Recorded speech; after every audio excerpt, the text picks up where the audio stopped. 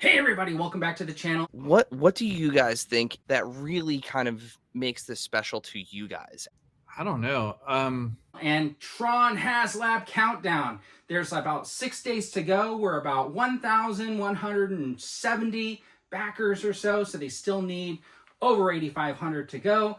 Less than 6 days. Will they make it? Anyways, you can throw your comment in anytime during the video. But the senior product manager and the product designer were both on a podcast talking about the TRON HasLab, and they even posted on Instagram a couple of weeks ago that they wanted viewer questions. So, yours truly, I did put some questions. Now, I did listen to the podcast, and I got to tell you, I don't really feel like any hardballs were thrown at all during that podcast. I feel like the guys behind the podcast are true fans of action figures and Tron, or at least they seem to be. They say they backed in the first 10 minutes as soon as they saw what the HasLab was. They were super excited about it. And, you know, that is fantastic. They weren't worried about the price.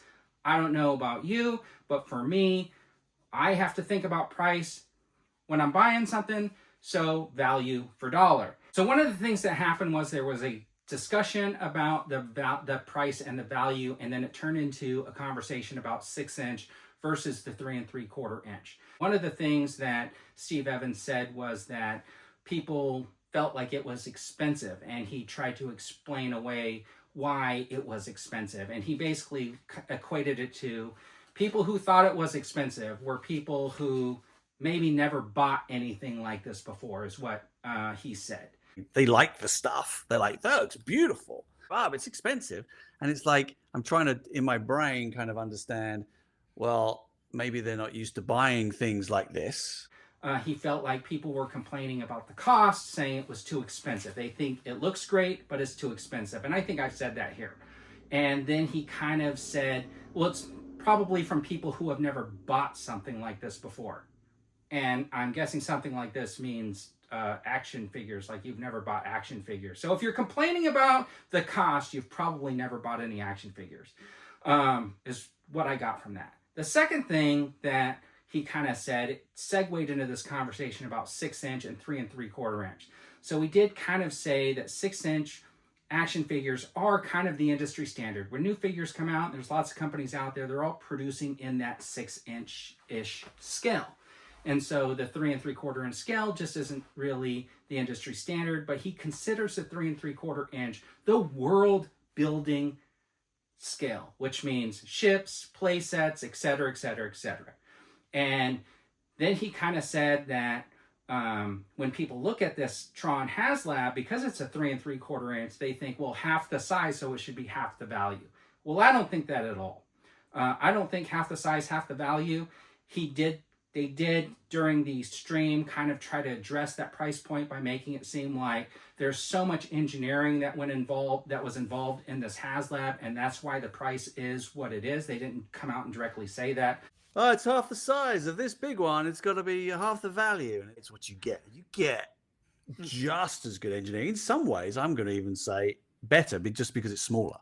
My argument is you have a 3 3/4 inch line, which is just as posable as this Tron set that you have. Yeah, even Chris said, well, it's lucky they're in skin tight outfits, their posability, because of the range of motion and stuff like that. They even talked about that because, you know, Star Wars and stuff, they're all in uniforms, whatever, so you might not get that cross arm pose.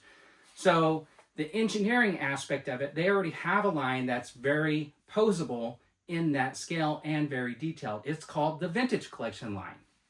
So Vintage Collection has always been cheaper than Black Series. Always. So two takeaways from that statement saying the 3 3/4 inch figures are not half the price of a 6-inch figure because there's so much engineering. Steve Evans even said that he felt like it was equal or maybe even worth more because of all the details on such a small figure. So two things have happened. You want to push that 3 3/4 inch line because of the world building aspect of it to be able to get vehicles, play sets, etc. They want to kind of make it seem like the value per the figure is worth more because there's more engineering aspects in a smaller figure than there is in a bigger figure. So I see this happening. He basically said those figures, a 6-inch figure and a 3 3/4-inch figure, have the same value or might be worth more. So does that mean at some point in the near future, the vintage collection figures are going to be more expensive than Black Series figures?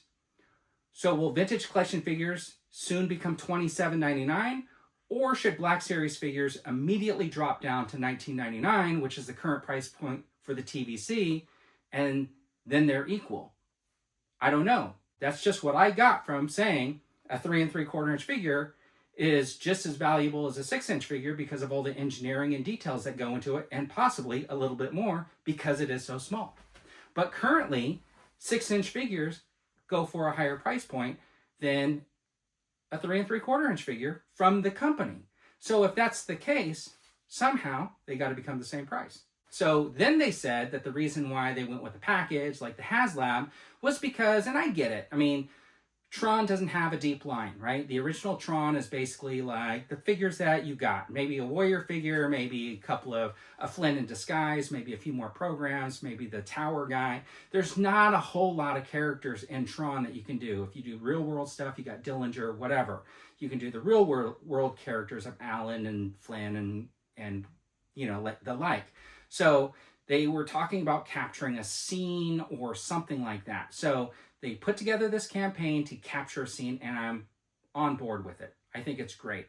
But they created a light cycle scene without enough light cycles and people standing in the background of the light cycle arena, which people weren't standing around out in the light cycle arena. So they didn't necessarily create a scene. So I think one more figure would have rounded off that display if those are the only ones you're ever going to get. That warrior figure would have been perfect. 6 figures, 2 light cycles, a lighted board, call it a day, maybe even the same price. Now, he did spend a few minutes defending the HasLab, and he was like saying, for all the people out there who say, HasLab's got to be big. I don't think I ever said HasLab has to be big. I know I didn't. But I always said that HasLab should be a dream project. He did kind of mention that. He said, I was around from the first HasLab, and it was always about something that wasn't marketable in retail. I was there at the very beginning of HasLab, and it was always things that wouldn't normally sit well at retail. Dream items and unusual items don't always have to be big. Something like a dream idea or something that wouldn't work in retail. And it kind of made it seem like they had like no idea how well Tron would do at retail. Well, let me tell you, those 5 POA Super 7 figures, as soon as they went up on Shop Disney, sold out. Now, I know they're still in the park because they're park figures, but when they went to Shop Disney, so everybody had a chance, they sold out. I could not get one. I was locked out of that. Luckily, my brother got me some from the park. They cost a little bit more, but I have those Super 7 figures in my collection. So, I think they can do an extrapolation based on what Super 7 did with their numbers to kind of get an idea of what Tron figures might have done at retail. Of course, Diamond selected these kind of 7-ish figures, and so there is a little bit of marketing behind how well Tron figures might do at like retail. So I don't think that that's necessarily a good argument, because there is a way to think about how well Tron might have done at retail.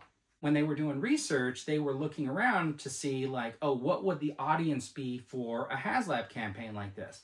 So he made a point to say that like between Facebook and Instagram, there are maybe like 2,000 to 4,000 people talking about Tron. And then, but on Reddit, there were about 42,000 people talking about Tron. So there was a big Tron kind of community on Reddit. So they went to Reddit, they did some research, they talked to somebody who kind of gave them some, oh yes, this, oh no, that type of stuff, pitfalls and stuff. So I got to ask, I mean, you went to this Reddit community to get information, you know it's the biggest community. Is there advertising going out to the Reddit community to let them know? I don't know. It didn't seem like it was answered. And finally, they were thrown the questions from fans. And this is why I say there wasn't a hardball conversation going on here about anything. Like, I'm asking about the price. is it fair to compare vintage collection to these Tron figures? $20 a figure, 5 figures, $100, 2 light cycles, $50. Lighted board is 110. Not asked, not answered. I feel like maybe there was a little bit of an answer in the, well, there was a lot of engineering, and the 3 3/4 inch figures are just as valuable as the 6-inch figures. But the questions they got asked were, if this doesn't fund, will we ever see these figures again? I think that's a pretty general question. I think all HasLabs kind of get that. And pretty much the answer is no. They said that they're supposed to grind down the prototypes if it doesn't fund, that type of thing. So you're probably never going to see it again. Secondly, they were asked, are there going to be Tron Legacy figures in the 3 3/4 inch scale? Because we know there's going to be 6-inch figures. And basically they were like, well, there's no plans for that. But if this funds, you know, they're not going to pass up an opportunity. I mean, I think that's pretty obvious. If this thing like flew by and got funded, definitely that you would see more Tron figures in the 3 3/4 inch line. Probably the original movie Trons too, because they already have the molds. So I think that's kind of a no-brainer. And then the last question that they got asked was, is this HasLab going to come in a box? And do you have any designs for it? And I'm thinking to myself, like, every HasLab has come in a fancy box with a fancy design or something like that. And I guess they wanted to see mock-up images were kind of like the idea behind that question. But I thought it was kind of an interesting question to ask while you have these guys sitting right in front of you that might be willing to answer any of these questions about this stuff. Now, it was a pretty good discussion. If you just want to hear everybody pat themselves on the back and talk about what a great job they did, it was really good. But to answer questions about, legitimately about, like, how do I get to that price point of $260 plus, you know, over $330 after tax and the shipping cost for these 5 figures and, you know, the 2 light cycles and a lighted board. I don't think that they were asked any hardball questions. I think they got off kind of easy. It wasn't recorded, so they, who knows what kind of editing went into that. So anyways, overall, it was pretty decent. What I got from it was 4 guys sitting around having a good time talking about how much they like Tron, which is fantastic. But it didn't really get to some of the nitty-gritty that they could have gotten to. I recommend going over and checking it out. Actually listen to it as a podcast. Go check it out. Check them out on iTunes or whatever so that you can hear what was actually said and you can kind of see what I was talking about. But overall, that's kind of my breakdown of it. I feel like they went on a podcast to sort of just market the Tron HasLab without really getting into the gritty details or answering any real tough questions. Anyways, tell me what you guys think in the comments about what we were talking about here today. Are you going to back that Tron HasLab? You got 6 days to do it. They need over 8,500 backers. Is Tron enough? Is $260 too expensive? And if it's too expensive, let me know if you actually buy action figures so that you're not just somebody who doesn't normally buy this stuff saying that. And as always, everybody, have a fantastic day.